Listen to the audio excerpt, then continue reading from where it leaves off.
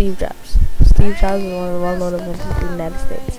On February 24, 1955, in Silicon Valley, California, Steve Jobs was born. But he wasn't named Steve Jobs because he was put up for adoption without being named.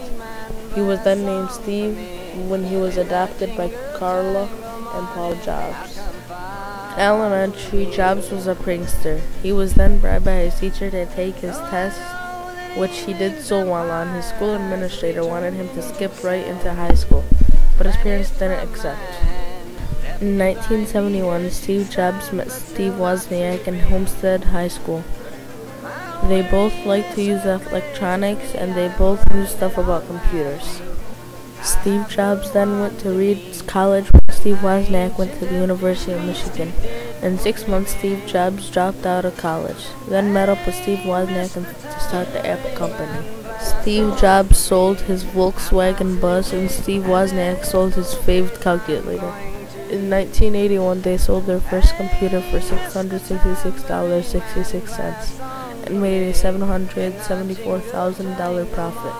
3 years later, in 1984, they made the Apple II and made a $139 million profit. He also made the Macintosh. Steve Jobs also invented Pixar in 1986. They made movies like Toy Story. Pixar revolutionized animation movies by making it digital instead of drawings. In 1998, he made the iMac desktop computer. In 2000, he invented the PowerMac G4 Cube. A year later is when he first started to make iPods.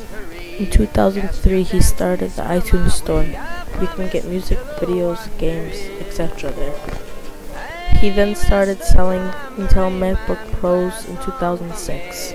One of his greatest achievements was the iPhone.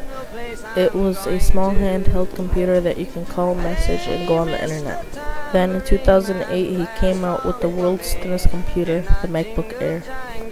The latest Apple invention was in late 2009. They came out with the iPad.